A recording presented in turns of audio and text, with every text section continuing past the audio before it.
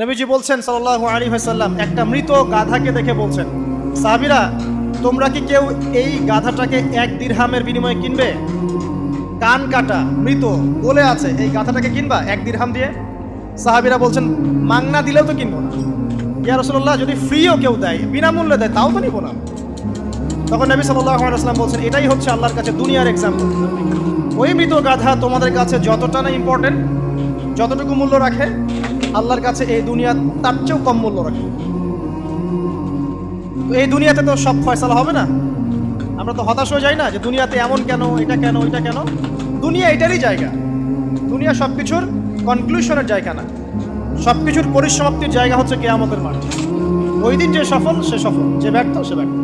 দুনিয়ার বাড়ি গাড়ি, স্ট্যাটাস, চাকরি বাকরি, ইজ্জত সম্মান, এটা সাফল্য ব্যর্থতার মানদণ্ড নয়, চূড়ান্ত মানদণ্ড নয়। চূড়ান্ত মানদণ্ড কি? ফামান যুহজিহা আনিন নার ওয়া উদখিলাল জান্নাহ ফাকাদ ফাজ। যাকে জাহান্নাম থেকে বাঁচানো হবে, জান্নাতে প্রবেশ করানো হবে, পুলসিরাত পার হতে পারবে, এই একমাত্র ব্যক্তি সফল। সাফল্যের সংজ্ঞাটা জেনে রাখবেন, তাহলে আপনি দুনিয়াতে হতাশ হবেন না ইনশাআল্লাহ।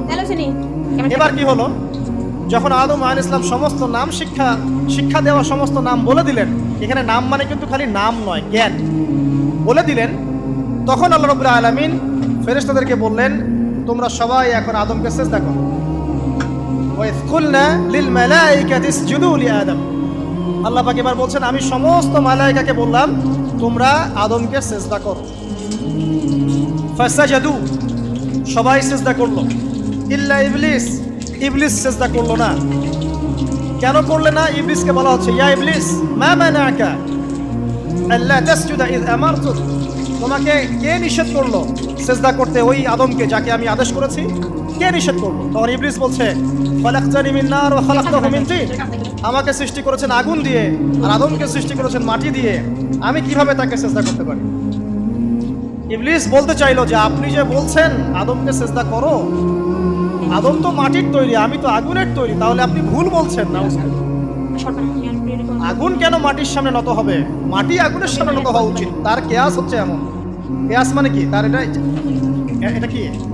হ্যাঁ, তার এটা যুক্তি, তার এটা যুক্তি এবং দর্শন যে আমি কেন তাকে সিজদা করব? আমি তো আগুনের তৈরি, আর আদম হচ্ছে মাটির তৈরি। তো খালাকতাহু মিন নার ওয়া খালাকতানি মিন তিন, খালাকতানি মিন নার ওয়া খালাকতাহু মিন তিন। আমাকে সৃষ্টি করেছেন আগুন দিয়ে, আদমকে সৃষ্টি করেছেন মাটি দিয়ে। আবা ওয়াস্তাকবারা, আল্লাহ পাক বলছেন সে উদ্ধত হলো এবং অহংকার প্রদর্শন করলো। আর আল্লাহ পাক অনেক কিছু মাফ করে দেন, কিছু কিছু বিষয় আল্লাহ পাক মোটেই পছন্দ করেন। তার মধ্যে একটা হচ্ছে অহংকার, তার মধ্যে একটা হচ্ছে